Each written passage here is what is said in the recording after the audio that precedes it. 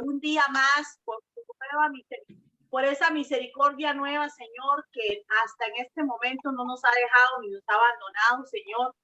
Gracias, Señor, por este tiempo, por este momento, por permitirnos, Señor, de una u otra manera, sacar siempre el tiempo para buscar y edificar nuestra alma, nuestro espíritu, aún nuestro cuerpo. Bendice a cada una de mis hermanas, a mi hermano Roberto, Señor. Danos sabiduría, entendimiento y revelación, Señor, para vivir cada día conforme a tu voluntad, Señor, en el nombre de tu Hijo Jesús. Amén. Amén. Amén. Bueno, buenas noches a todas. Una bendición. Un viernes más compartir con ustedes sobre este tema que es bastante, ¿cómo se puede decir? Bonito, interesante, ¿verdad? E importante.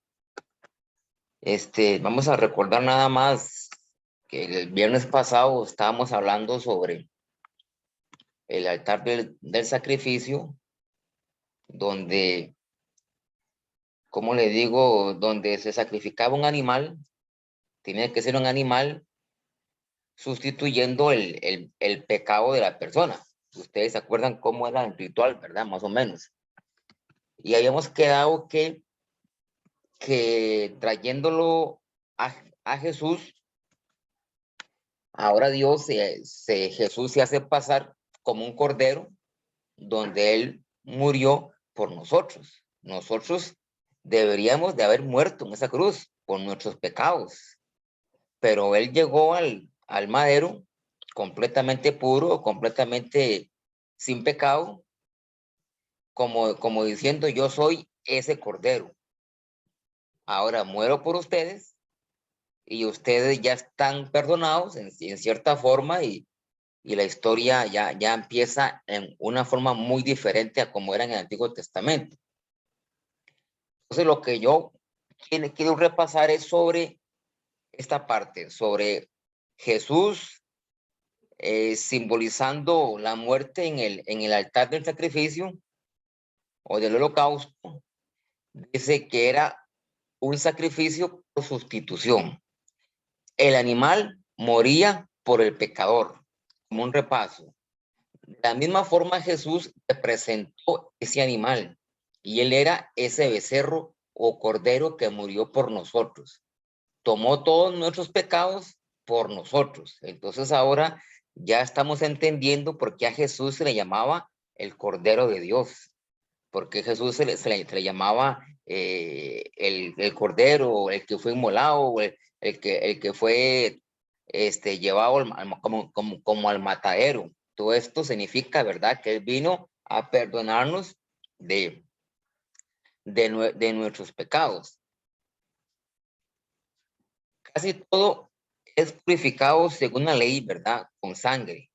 Y sin derramamiento de sangre no se hace remisión de pecados. En Hebreos 9:22 dice, porque esto es mi sangre del nuevo pacto, que por muchos es derramada para el perdón de los pecados. En el Antiguo Testamento, para que usted fuera perdonada o perdonado, tenía que haber una muerte de un animal y un derramamiento de sangre. Si el animal era muerto y no se le derrama sangre, entonces no había un perdón de pecados. Tenía que hacer todo un sacrificio, un protocolo, matarle al animal, degollarlo, sacarle la sangre, y de esa manera Jesús, Dios, aceptaba el sacrificio. Un animal perfecto, un animal puro, un animal sin quebraduras, sin que esté enfermo, sin que esté flaco, era el mejor. Y todo esto se asemeja a lo que hizo Jesús, ¿verdad? Perfecto, puro, tiene, sin enfermedades. Entonces, cuando Él murió, todos los pecados de todo el mundo de todas las personas fueron en ese instante perdonadas. Ahora, aquí hay algo muy importante. La sangre de Cristo tiene poder. Ustedes han escuchado esa frase. La sangre de Cristo tiene poder. Pero, ¿qué significa que la sangre de Cristo tiene poder? ¿Qué se está refiriendo la Biblia cuando se dice que Dios derramó toda la sangre en la cruz? Derramó todo. ¿Y qué significa que eso tiene poder? ¿Poder para qué? ¿entiendes? ¿Para qué la sangre exactamente?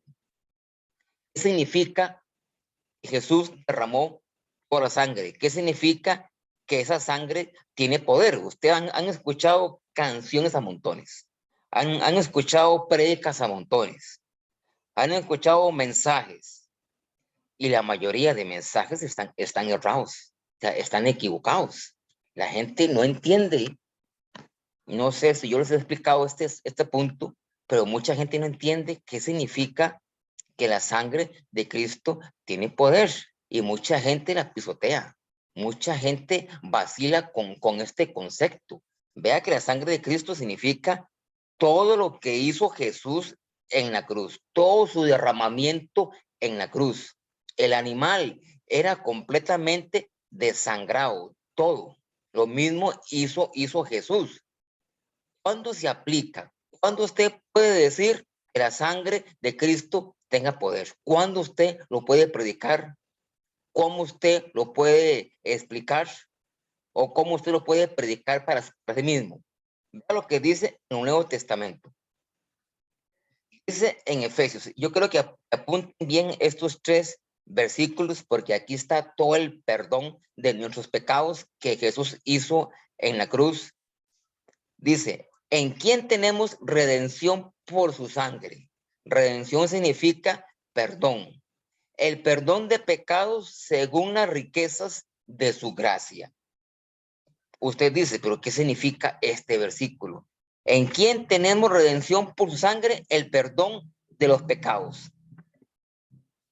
Vea que este versículo tiene que ver con el pasado de las personas.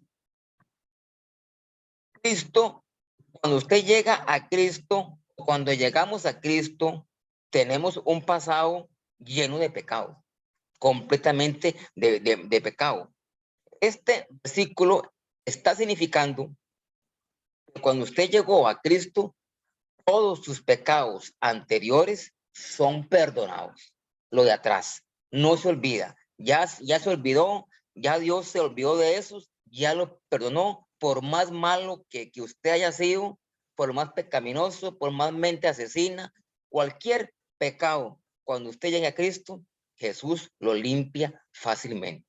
No hay un pecado que a Dios le cueste más, o eso, que difícil, que está demasiado pegado al enemigo, que hizo un pacto con el enemigo y es demasiado difícil, sí, pero Dios, en el momento que usted se arrodilló, oró al Señor que lo limpiara de pecado, todo de ahí para atrás es perdonado. Eso es la sangre, ¿verdad? Estamos en la sangre.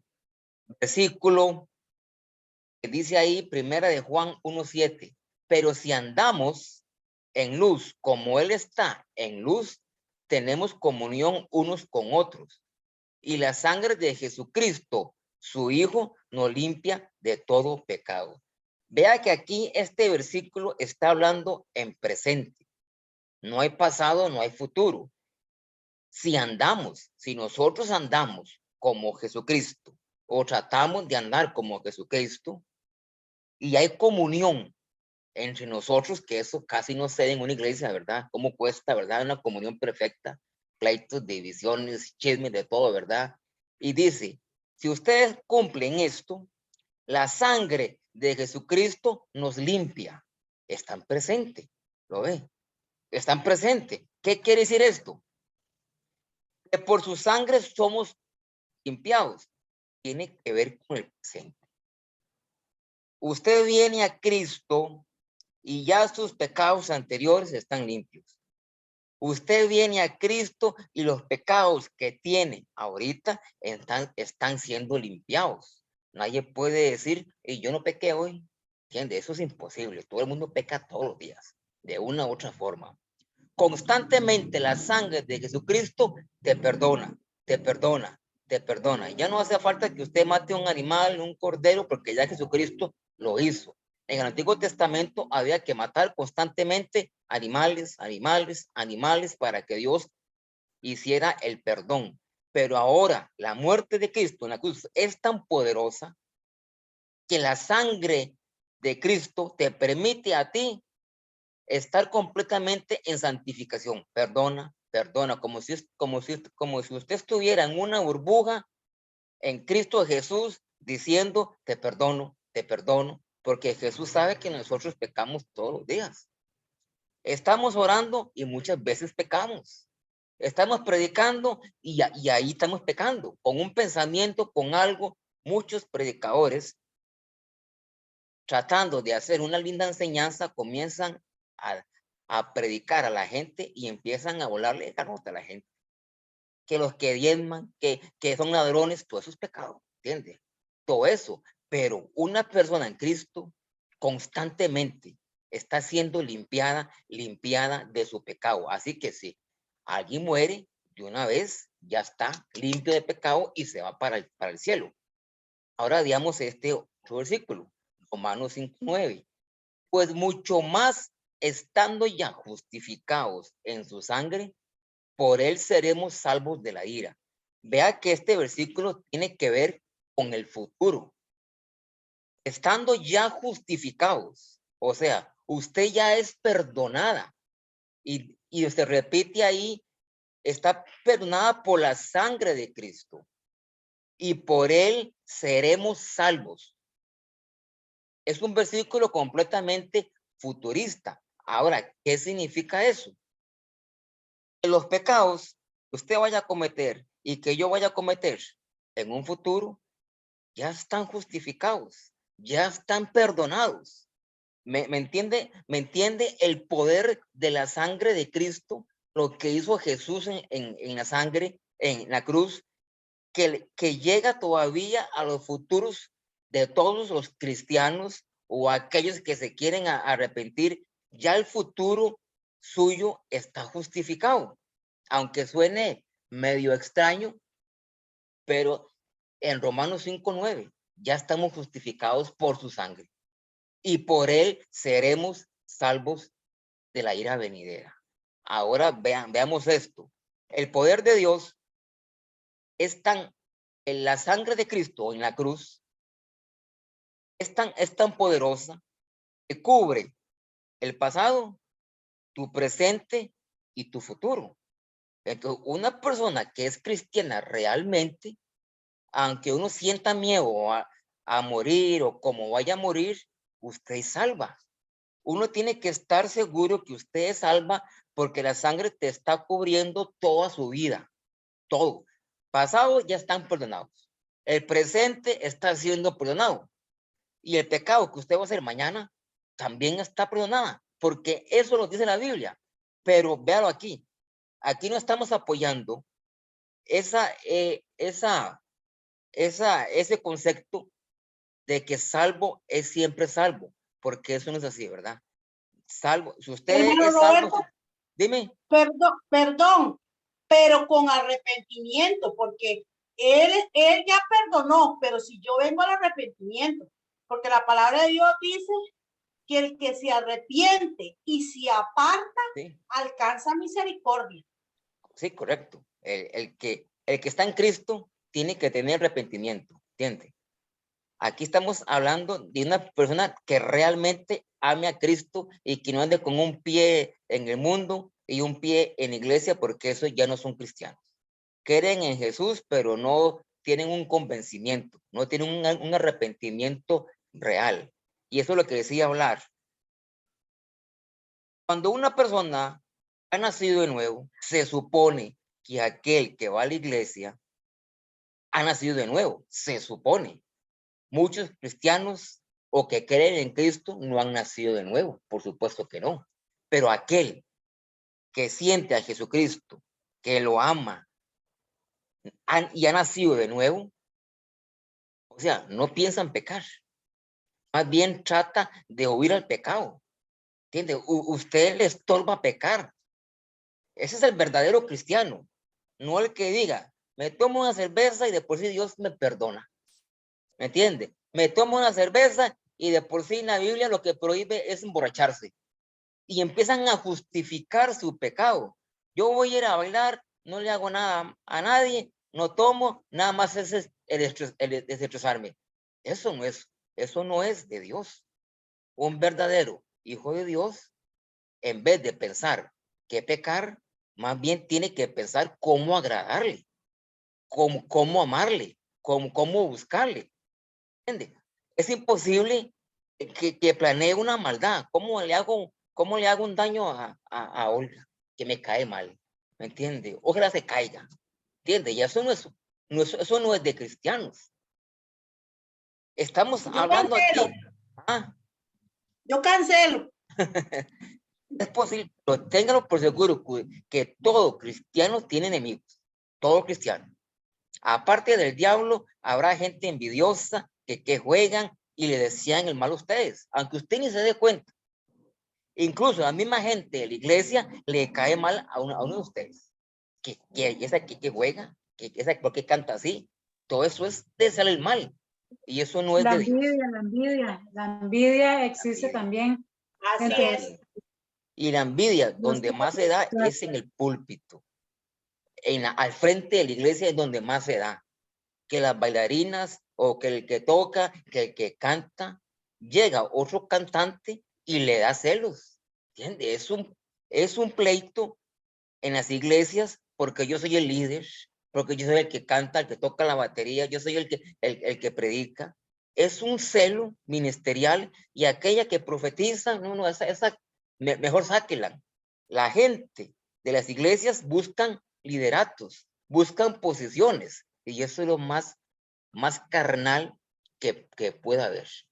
Pero un hijo de Dios llega a una iglesia y se sienta y le pide a Dios sabiduría. Y si alguien predica, le da gloria a Dios. Y si alguien baila mejor o danza mejor, le da a Dios gloria. O si aquel toca la batería mejor, le da a Dios gloria. Pero la gente se pone celosa. Viven en un ambiente tan carnal que es peligroso que esa sangre no lo esté limpiando.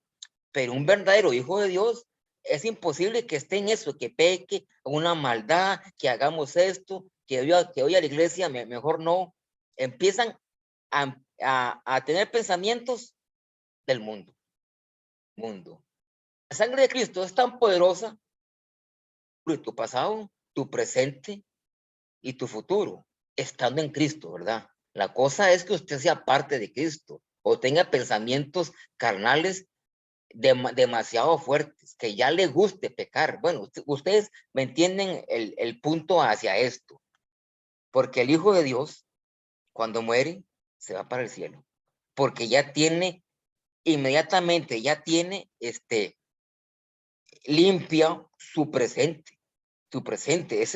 Por eso la sangre de Cristo es tan poderosa que llega hasta el fin del mundo. Ese perdón que tiene Dios, que hizo Jesús en su derramamiento de sangre, cubre todos los pecados de todas las personas. Cuando una persona nace de nuevo, soy el buen pastor. Así como mi padre me conoce a mí, yo conozco a mi padre. Así también yo conozco mis ovejas y ellas me conocen a mí. Usted conoce a su pastor, ¿me entiende? No al de la tierra. Usted conoce a Jesús. Usted conoce su voz. Usted conoce su forma de amarla. Especial, diferente, que uno dice. Usted sabe quién es, ¿entiende? Y sabe cuando le habla. Sabe cómo lo está guiando. Ese es el nacido de nuevo, ¿verdad? El humilde, ¿verdad? El humilde. No andan por ahí deseando pecar ni hacer la maldad, no andan maquinando lo malo, no andan en celos, no andan en la iglesia, no andan en esas posiciones que yo quiero ascender, que yo quiero lo otro, lo hacen por pura carnalidad. Una persona que ha nacido de nuevo le huye al pecado, aunque peca, aunque cae, aunque resbala en muchas formas, pero él se arrepiente, él busca de Dios que me dé fuerza y Dios lo va, ¿entiende? Esa comunión que usted tiene con Cristo todos los días es la que va limpiando sus pecados, sus pensamientos y usted está siendo renovada, usted está siendo limpiada constantemente. Por eso la palabra dice que Él cada día nos perfecciona y nos va quitando cosillas. Ok, dice ahí, nosotros fallamos porque somos débiles, pero cuando ocurre, la sangre te perdona. ¿Entiende? No es buscar a la calle pecar, sino que uno peca porque es débil. ¿Me entiende la expresión? Como que el pecado viene atrás mío y me hace resbalar una palabra, un pensamiento, un deseo, pero yo caí, ¿me entiende? No es que yo vaya de frente viendo que hago, viendo que peco, ya es completamente diferente. La sangre de Cristo tiene esa cualidad, que usted es perdonada incluso hasta el último día. Los pecados de mañana ya son completamente perdonados. Entonces, la sangre de Cristo, ¿cuándo se aplica? Solamente en el pecado. Solamente en el perdón. Señor, perdóname. Que tu sangre me perdone. Que tu sangre cubra mi pecado y me lave. Yo no puedo decir al Señor, Señor, cubra mi carro con tu sangre. Cubra a mi hijo con tu sangre. Cubra a la iglesia con tu sangre. Que tu camino me cubra con tu sangre. Eso es pisar la sangre de Cristo. La sangre de Cristo solamente es para el perdón de pecados, nada más. Cuando usted vaya a predicar o vaya a enseñar la sangre de Cristo, explique esto, que nada más es para el perdón de los pecados y no para que guarde mi moto, ¿me entiende? O para que guarde mi carro, ¿entiende? Usted puede decir, Señor, protege mi carro o mi casa, pero no meta la sangre de Cristo porque ya eso es sacarlo completamente de contexto. La sangre de Cristo es, Señor, por tu sangre soy lavado y soy perdonado y soy bendecido, ¿me entiende? Eso es la sangre. Ahora sí, ahora ya vimos el altar del holocausto, ahora vamos a esa fuente que está ahí en el círculo amarillo. En el círculo amarillo, esa fuente era donde se llama la fuente de bronce o se llama el lavacro o el lavatorio. Luego de lavarse las manos y los pies, el sacerdote ya entraban a la tienda. Vamos a, usted, Mario, ¿usted iba a decir algo? ¿Que tiene la mano levantada o no? Sí, Manuel Roberto, donde Sí. dice que en Isaías 53, Sí, ¿verdad? Que por sus llagas nosotros fuimos sanados, ajá, ¿verdad? sí, Digamos, la sangre de Cristo es para perdón, ajá, sí, ¿verdad? nada Pero más, de pecados. Sí. ajá. Y donde, digamos, donde dice Isaías 53, donde dice que por sus llagas nosotros fuimos sanados, ya es otra. La llaga no está diciendo la sangre, ¿verdad? Es Jesucristo estaba envuelto en una llaga. No tenía llagas por todo lado como tenía Job, ¿verdad? Sino por su sufrimiento, ¿me entiende? Por su golpiza. Porque Jesús en la cruz experimentó un montón de enfermedades. Porque él murió de un ataque cardíaco, dicen los expertos. Él tuvo un montón de enfermedades de falta de oxígeno, de falta de aire, dolores musculares, los huesos dolor de huesos, ¿verdad? Tuvo la oportunidad de morir drogado, ¿entiende? Dice que en la cruz él experimentó prácticamente las enfermedades que nosotros pasamos. Depresión, temor, miedo, ¿me entiende? Ansiedad, nervios. Él los entiende en nuestras enfermedades, en nuestros pensamientos, porque él las experimentó en su vida y en la cruz. Y donde dice que por su llaga, o sea, por su sufrimiento en la cruz, por su muerte, yo soy sanado, ¿verdad? Y eso yo no sé si me entiendo. Ya la sangre es, por su sangre yo soy perdonado, Sí, el sí, pecado, pero por su sí, llaga yo soy sanado, ¿verdad? sí. Por Entonces, fe, ¿verdad?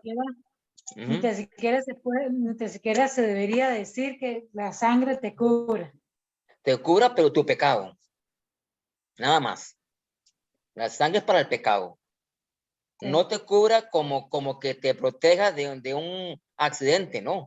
Usted dice, Señor, mande ángeles para que, ¿entiende? Protégeme, pero no meta la sangre ahí porque ya eso no sería muy bíblico, ¿verdad? La sangre es para que te perdone. Señor, perdóname el pecado que hice hoy porque tu palabra dice que por su sangre me perdona, ¿entiende? Usted lo puede Perdón, expresar así. ¿puedo comentar algo? Dime. Eso pasa, digamos, un ejemplo, una familia cristiana sale a pasear Ajá. y resulta que oran y dicen, Señor, cúbrenos con tu sangre y llévanos con tu sangre, y vienen y tienen un accidente y resulta que están, o sea, hasta se puede morir alguno de todos. Y vienen y se enojan con Dios y culpan a Dios. ¿Y qué dice la palabra de Dios? Tras de que no sabéis pedir y pedid mal. Ajá, correcto. ¿Qué sí. pasa? Le culpan a Dios, pero Señor, nosotros oramos que tu sangre nos cubriera. Yo digo, ¿dónde en la Biblia dice que la sangre es para cubrirnos de cosas? La sangre solo sirve para limpiarnos, lavar todos nuestros pecados. ¿Qué le puede decir uno al Señor cuando va a salir? Señor, guarda mi entrar y guarda mi salir. Exactamente. Eso acontece. Y la Como gente está culpando a Dios de muchas cosas porque, ay, la sangre de Cristo guarde a mi hijo. Uy, y le pasa Sí. algo al hijo y culpan a Dios y no es Dios. Es la manera por no escudriñar las escrituras.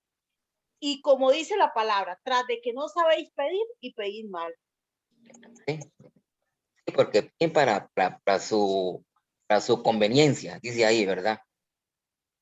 Pero así como dijo, como usted explicó, está exactamente claro, ¿verdad? Y por su llaga, por su sufrimiento, por lo que pasó en la cruz, somos sanados, ¿verdad? Sí, la llaga es solo para sanarnos de toda enfermedad, porque él dice que por las llagas somos sanados. Las llagas sí. es para curar las enfermedades. Exactamente, sí. Listo. Ok, entonces continuamos con lo que es el lavacro de bronce.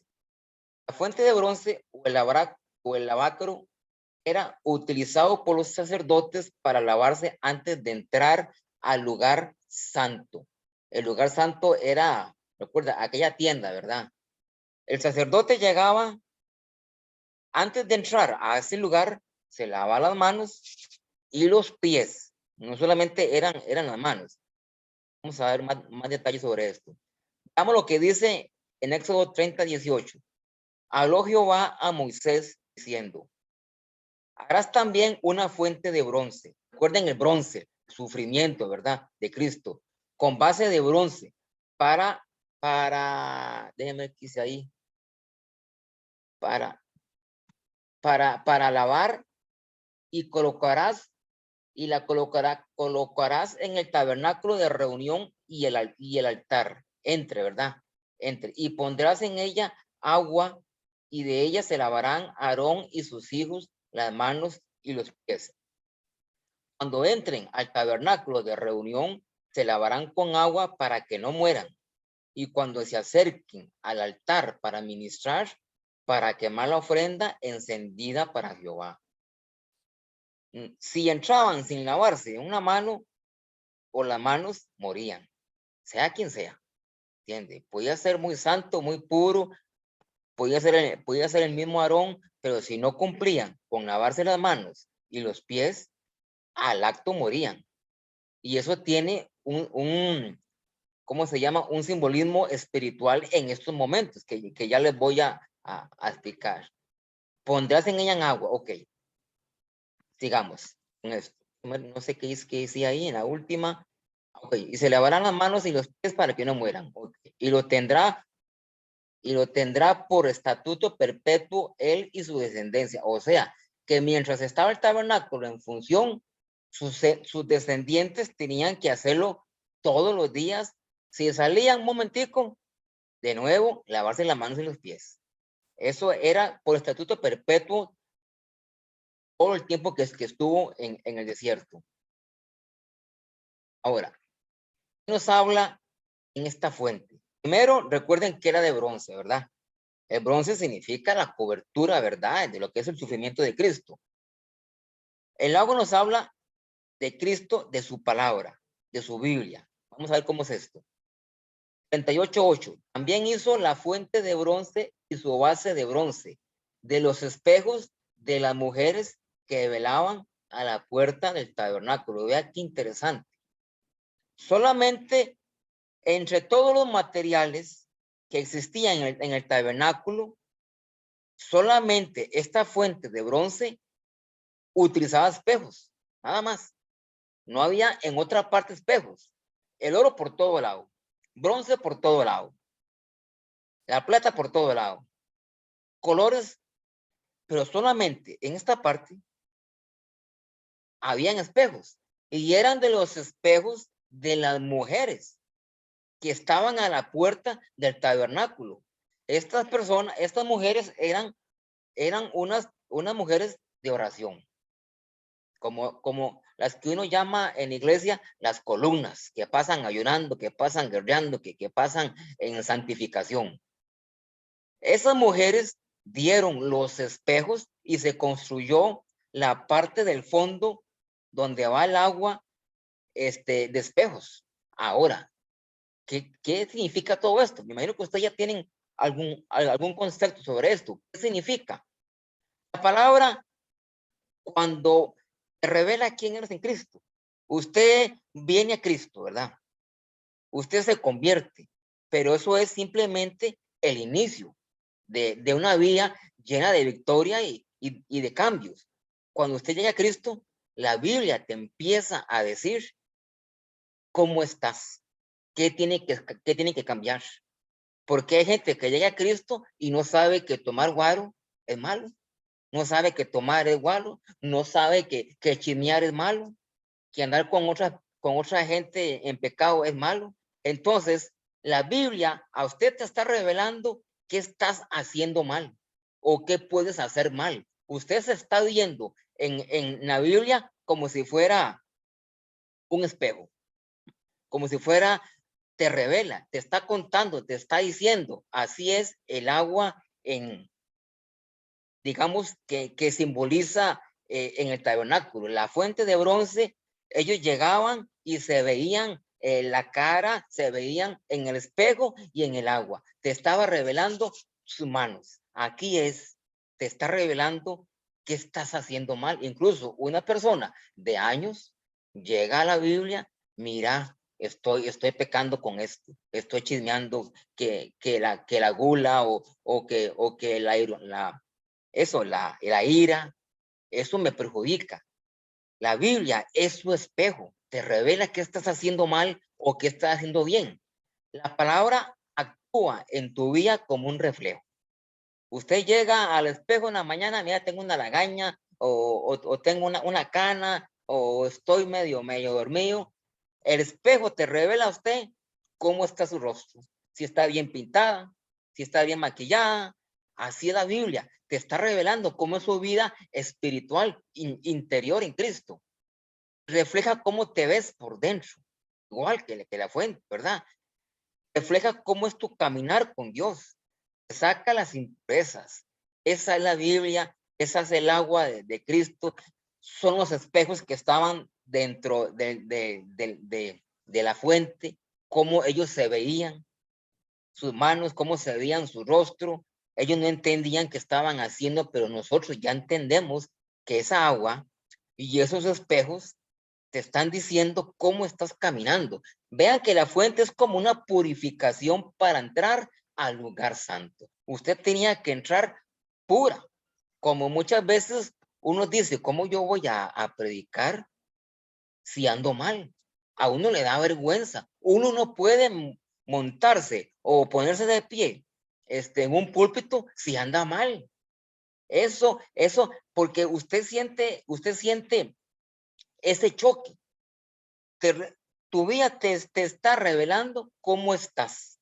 Te está revelando cómo es por dentro, qué es lo que haces bien, qué es lo que haces malo. Y los sacerdotes estaban siendo purificados para entrar al tabernáculo, limpios, como que usted le pida perdón a Dios. Ahora sí puedo predicar, ahora sí puedo cantar, ya me siento libre. Eso es en parte lo que es la fuente y los espejos de las mujeres que estaban ahí en la fuente de bronce. Aquí hay mucho que hablar. Y es que cuando seas confrontado por la palabra de Dios, vas a empezar a experimentar cambios en tu vida. Hay gente que no le gusta leer la Biblia porque todo es malo para ellos, porque les encanta pecar.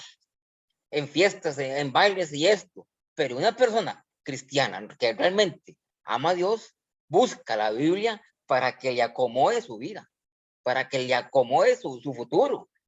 Que le digan cuánto uno decía, que le digan, está malo esto, está bueno esto, siga así, va bien. Exactamente, eso es la fuente de bronce, el reflejo, ¿verdad? Poco a poco te va llenando de Dios, de su amor, de la esperanza, de la fuerza, de la misericordia, porque la Biblia te está reflejando lo que es Dios en uno o en el mundo. Una vez que usted está lleno de la fuente, de la palabra de Dios, de su verdad, de la plenitud, es cuando podrás experimentar un nivel. Cada vez que usted lo conoce, entre más ore usted, entre más busque a Dios, entre más haya esa comunión, usted está experimentando unos niveles altos y más altos y más altos en Dios, ¿verdad? Todo esto hay que hacerlo humildemente. Así podrás usted llegar al lugar santo. ¿Entiende? Al pasar por la fuente, al estarse usted purificando, usted ya tiene como una facilidad para llegar al lugar santo y orar a Dios con más libertad, con más, ¿cómo le explico? Con más, ya se me va la palabra. Tiene usted esa forma de hablar con Dios fácil, que no le esté chocando un pecado, que qué vergüenza decirle a Dios que estuve haciendo esto, aunque Él lo sabe, y usted sabe que lo sabe, el que está en pecado y no quiere decirlo, le cuesta orar, no puede soltar ese pecado. Pero una persona que se derrama ante Cristo y le habla con sinceridad, Dios le perdona y usted puede llegar a la presencia de Dios fácil, con esa libertad. El Señor me entiende, el Señor me escucha y me va a quitar todo esto. Esa es la palabra de Dios, esa es la fuente de bronce, la que te revela cómo eres tú, ¿verdad? Cómo estamos nosotros de bien y cómo estamos de mal. Sigamos. De todas las piezas del tabernáculo, la fuente de bronce es la que tiene muy poca información. Como les dije, nada más, base de bronce, todo por afuera, todo de bronce, agua y los espejos. No se dice mucho. No hay una medida. Si ustedes han visto o se van a dar cuenta, todos los utensilios del tabernáculo tenían medidas, que un codo, que 25 codos, que un metro, ¿verdad? Pero en esta fuente, como que no hay nada. Todo esto es un simbolismo. Tampoco se nos dice cómo fue llevado por el desierto, porque recuerden que todos los utensilios tenían unos palos en una argolla para ser trasladados, pero en la fuente no se sabe. Cuando aparecía ya estaba montada, no había nada específico. Lo que tenemos es el lugar donde debe colocarse y para qué sirve. No sabíamos cómo la gente lo llevaba, cómo se transportaba, cómo tomaban el agua, simplemente aparecía ya armado. La principal función del lavacro era la de suplir el agua para que los sacerdotes se lavaran cuando iban a lavar y hacer sus sacrificios a Dios. Porque también habían sacrificios dentro, ¿verdad? De la tienda de reunión. El lavacro significa también la limpieza y la purificación. Eso es, en resumen, en el lavacro es cuando usted le pide a Dios perdón. Cuando usted se mira en la Biblia que es pecadora o que es pecador. Eso es el lavacro, porque así usted ahí se ve, ahí lee la Biblia, se refleja cómo estás y usted se da cuenta que está bien porque la Biblia le dice que está bien. La Biblia le habla a usted. La Biblia se comunica con usted. El Espíritu de Dios se comunica a través de la Biblia y usted siente ese gozo y siente que la Biblia le habla, que le brinca, que le baila al frente suyo y también le brinca cuando peca. ¿Entiende? Le redarguye. Todo eso es a través del Espíritu de Dios, pero también a través de la palabra. Cuando diga que no se junte con esto, cuando diga que esto, usted, la Biblia le está reflejando todo esto. El lavacro representa la limpieza del pecado. Como las manos, el sacerdote se lavaba las manos de las impurezas, del polvo y todo, de animales, todo eso se limpiaban. Es la obra que Cristo hace en el alma en el corazón creyente no solamente nos perdona el pecado, sino también nos limpia de toda maldad. Todo eso significa el agua. Esto representa la muerte de Cristo, el agua representa su resurrección. Todo esto, ¿verdad? Significa, hay mucho simbolismo solamente en esta fuente. El bautismo también está simbolizado en el lavacro, ya que en el bautismo somos sepultados en Cristo para muerte y resucitamos en una nueva vida en Cristo Jesús. Esto es así, el sacerdote llega a la fuente y se lava, y se limpia, y se purifica. Como un bautismo, usted llega al bautismo, ¿verdad? Dios hace la obra y se levanta como una criatura nueva. Ahora empieza a caminar. Ellos eran parecidos, se lavaban para entrar al lugar santísimo o santo, ¿verdad? Esa es la famosa tienda de reunión. Si tienen alguna pregunta del lavacro, porque hasta aquí llegamos, ¿verdad? No se puede retomar, porque, bueno, hasta aquí llega el lavacro. Si tienen alguna pregunta, ¿verdad? O un comentario, pueden hacerlo, ¿verdad? Ahora, esta es la tienda de reunión, que también se le llama, bueno, tiene 13 metros de largo, ¿verdad? 4 metros de ancho. El frente 4 metros 60, es bastante grandecita, y 13 de largo, ¿verdad? También he llamado la tienda de la congregación, la tienda de la reunión, el tabernáculo del testimonio, la tienda o el santuario. Por si ustedes escuchan una prédica, la tienda o que le digan la tienda de reunión, ustedes ya saben a qué parte se refiere el tabernáculo. Todo esto se refiere a la tienda de reunión donde estaban un montón de utensilios. Vemos aquí que hay 5 postes, esos que están de colores. 1, 2, 3, 4, 5. Estos postes, muchos los toman como 5 ministerios, ¿verdad? Como 5 ministerios que habla la Biblia, que apóstoles, ¿verdad? Y todo esto, ¿verdad? Por ejemplo, los apóstoles, ¿verdad? Tenemos los profetas, los evangelistas, los pastores y los maestros. La mayoría de estudiosos toman esto como 5 ministerios.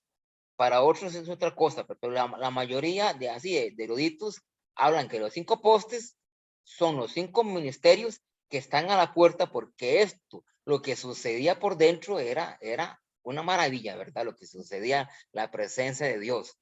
Ahora veamos esto. También se puede tomar los 5 ministerios simbolizando cada dedo. ¿Por qué cada dedo? Por ejemplo, tenemos el apóstol, ¿verdad? El apóstol es aquel que usted sabe que es el enviado. El que hoy en día un apóstol es aquel que anda por todo lado. No aquel que sea. Dime. No se pasó la imagen, se quedó pegada. ¿Se quedó pegada? ¿Hasta dónde llegó? Sí. Aquí es. Ahí está ¿cómo se llama? El lavacro. Hasta ahí llegó. Latina. Okay, Latina, entonces, sí. ok, entonces voy a salirme un poco. Voy a dejar de compartir y vuelvo a entrar entonces. Ok, qué raro. Entonces, bueno, vamos a entrar otra vez. Qué raro, qué lástima. Díganme ustedes si ustedes están viendo aquí están viendo ahí lo que son los 5 ministerios. Ahora sí. Sí. Ok. Ahora sí. Vale, por dicho que me dijo, miran hasta dónde llegó. Déjenme entonces bajar aquí y vamos por aquí. Y ¿lo están viendo ahí ahora sí? ¿La tienda de reunión, Marielos? Ok. Como les decía, estos 5 postes están representando para muchos los 5 ministerios: apóstoles, profetas, evangelistas, pastores y maestros. Y también es representado como la mano. El apóstol, ahorita vieras que no me acuerdo muy bien a qué se refería. Tal vez si me acuerdo más adelantico les digo. Pero el profeta se le pone en el dedo índice porque es aquel en el Antiguo Testamento que señalaba, así como el Señor dijo, el Señor profetizó, como una manera de señalar, porque uno cuando señala con ese dedo índice, ¿verdad? Ese se le llama el profeta porque es el Señor te dijo, el Señor arrepiéntese, ¿verdad? Tenemos el evangelista, que es el dedo más largo, porque es aquel donde no llega el profeta, no llega el apóstol, ni maestro, ni pastores. Es aquel que se mete en las junglas, que se mete en las islas, aquel, ¿verdad? Que llega a lugares que nadie más llega. El de corazón es enviado por Dios y tienen esa pasión por predicar a los indios, de traducir las Biblias a diferentes idiomas de indios, los que se meten en un pueblo indígena por un año para aprender el idioma y luego pasar ese idioma a una Biblia. Eso realmente es un evangelista, una persona de amor. Aquel que usted no conoce son los verdaderos evangelistas. El pastor se pone en ese dedo porque es el dedo que usted le dieron cuando se casó, ¿entiende? El amor, ¿me entiende? El pastor es aquel que vela por sus almas, como usted vela por su esposo o su esposo por usted. Ese dedo significa el pastor que me ama, que ama sus ovejas, que da su vida por sus ovejas, igual que un esposo, igual que una esposa, da su vida por su familia, que se desvela, que madruga, que da alimento, que da abrigo, que da amor. Ese es el pastor, ¿verdad? El verdadero pastor, ¿verdad? El que no anda más bien sacándole la lana a la gente, ¿verdad? El verdadero pastor es el dedo anular, creo que se llama así, el que vela realmente por sus almas sin pedir nada, ¿verdad? El verdadero. El maestro es el más pequeñito porque es el encargado de meterse con la palabra de Dios y en donde ninguno de estos puede entrar, porque esto es un ministerio, esto es un don. Usted por más que estudie, si no tiene el don de maestro, no va a poder entender bien la Biblia. El dedo pequeñito es aquel que usted se mete en el oído y entra. En cambio, mete el gordo y no entra. Mete el otro y no entra. En cambio, el pequeñito es el que usted llega hasta a lo profundo. Así es el maestro de la Biblia, el que entra a lugares increíblemente y revela cosas que usted dice, wow, he leído ese versículo 5,000 veces y ya entendí qué significa. ¿Entiende? Gracias a ese maestro, ¿verdad? Y hay muchos pastores que tienen estos ministerios, ¿verdad? Hay pastores que tienen el ministerio de maestro, pero no todo pastor son maestros. Hay gente que predica tan horrible, ¿verdad? Tan mal. Hay evangelistas que tienen un ministerio de pastor, ¿verdad? Ahí muchos tienen los 5 ministerios, como era Pablo, ¿verdad? Él tenía los 5 ministerios, ¿verdad? Pero no todos tienen los 5 ministerios. Hay gente que le encanta jugar de maestros o de escogidos. Y yo soy evangelista, soy profeta, soy pastor y soy de todo, ¿me entiende? Eso no es así.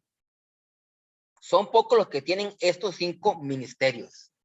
Pero usted, me imagino, el evangelista, el que ama, el pastor, el que quiere sus ovejas, el profeta, el que profetiza a la gente, ¿verdad? El que predica bien, el maestro, ¿me entiende? Es aquel que lee la Biblia y la enseña como tiene que ser.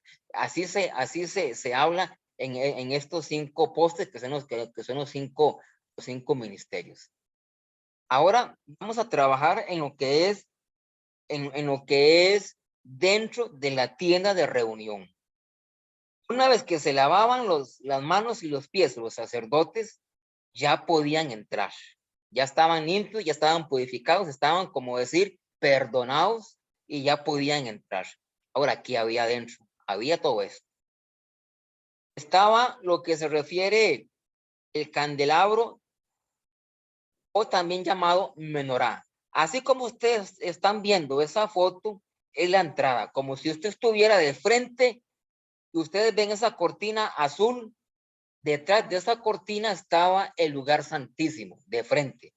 Al lado izquierdo estaba el menorá, el candelabro, que esto tiene un gran significado. Única fuente de luz que había en todo el tabernáculo prácticamente.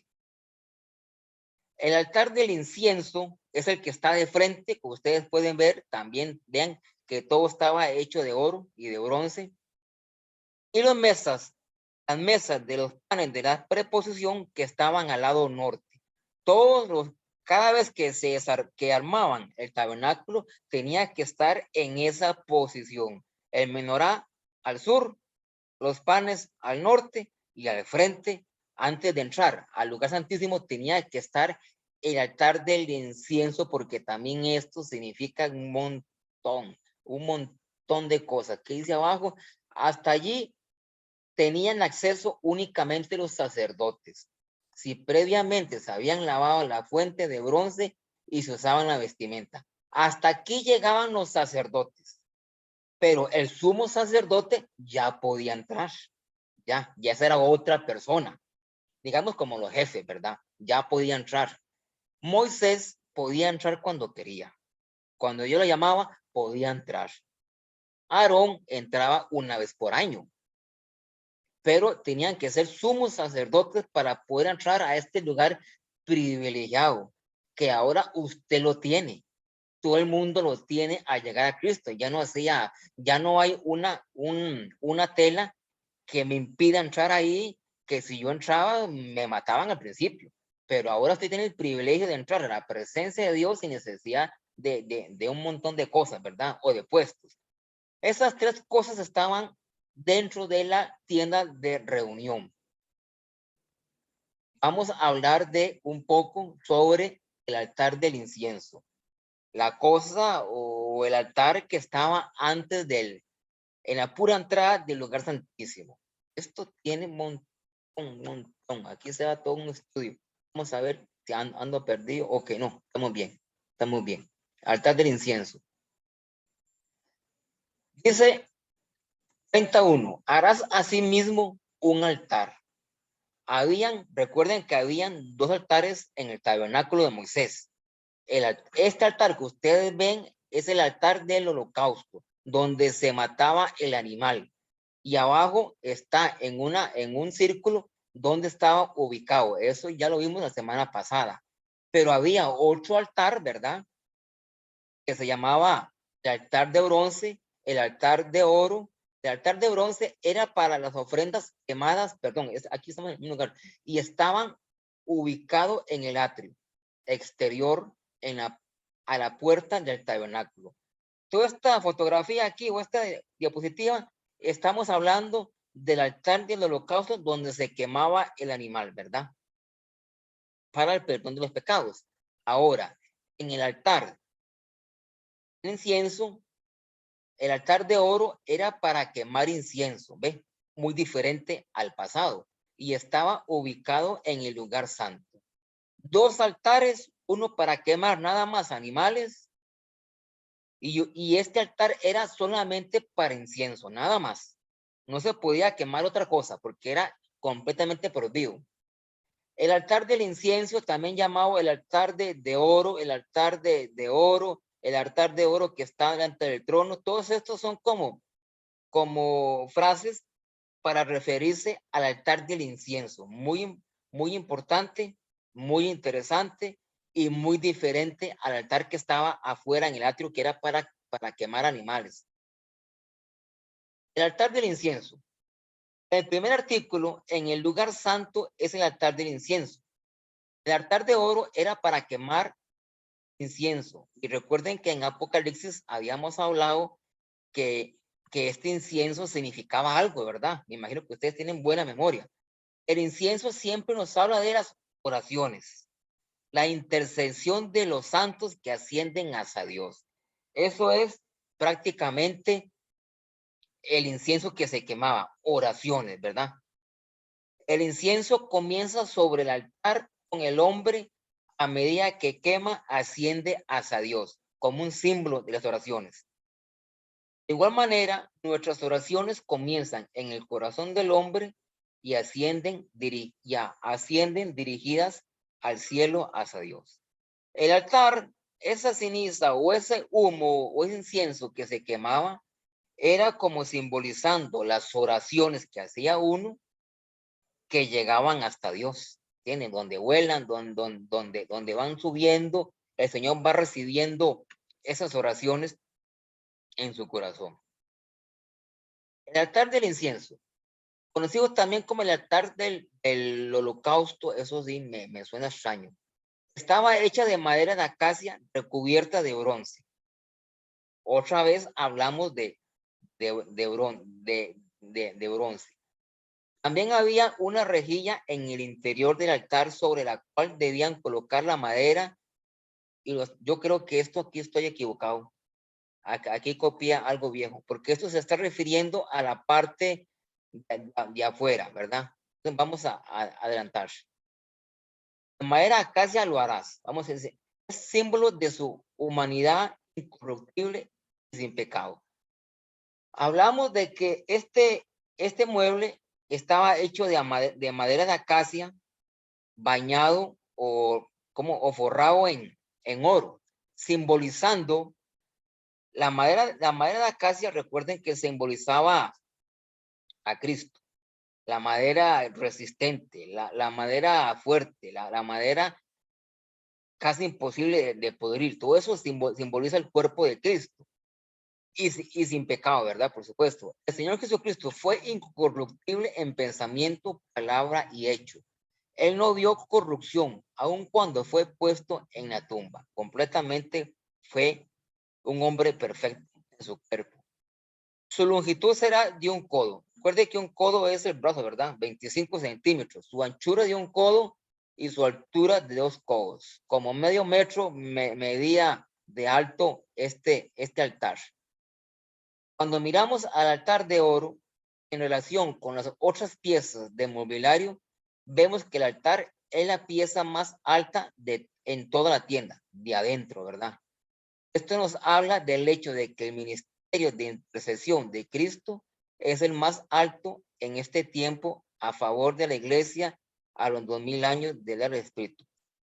No sé si terminamos aquí, ya llevamos como casi una hora. Me imagino que ya están cansados de tanto mueble. Lo dejamos aquí, si quieren, y continuamos la otra semana, si Dios quiere. ¿Algún comentario?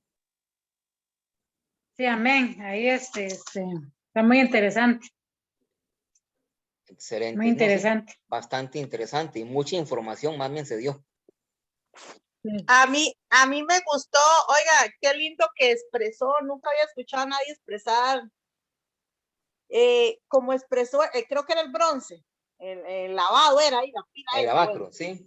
Sí, pero lo que me gustó mucho, no sé, me llenó, fue como usted expresó qué significaba sí para la palabra, que es el reflejo de nuestra manera de vivir. Entonces, qué bonito, de verdad que me gustó mucho en esa manera en que usted lo explicó.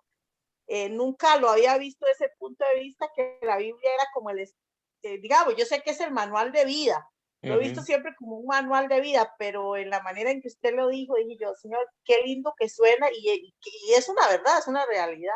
Completamente, así es. Sí, la palabra de Dios también nos confronta a nosotros, ¿verdad? Bueno, a través del Espíritu Santo. Te confronta. Que ya una vez que nosotros escudriñamos, y si nosotros hacemos algo que no es ya debido, ¿verdad? Delante de los ojos de Dios, la misma palabra nosotros los confronta. Por eso es importante estar leyendo la Biblia para saber cómo estamos. También, también, ¿verdad? Dios le revela a usted o siente que hace mal, pero también la Biblia también le ayuda mucho a uno a ver cómo estamos haciendo, cómo estamos manejando en nuestra vida, nuestros pensamientos, nuestros comportamientos. Le ayuda mucho en ese manual para su conducta, porque la Biblia, una definición es el manual de conducta también. Usted ahí se comporta como le indica la Biblia y te está diciendo a usted cómo tiene que vivir, ¿verdad? Cómo tiene que comportarse. Y hermano Roberto, y eso, vea, yo cuando conocí a Cristo hace tantos años, vea, yo llegué a ese encuentro y yo me acuerdo que, yo no sé, era una necesidad de leer la Biblia y yo empecé a leerla sola, sin entender, y el Espíritu Santo, y de verdad, vea, yo ahí fui siendo confrontada con cosas que tenía que a Dios no le agradaban. Exacto. Como mi manera de vestir, mi manera de hablar. En sí ahí me di cuenta que dentro de mí había el espíritu de gula. Yo tenía espíritu de gula. Y en sí me iba enseñando hasta cómo yo poder liberarme de esas cosas. Exactamente. La Biblia usted le habla y le dice cómo comportarse prácticamente, ¿verdad? Sí. Es así. Sí, así es. Qué lindo.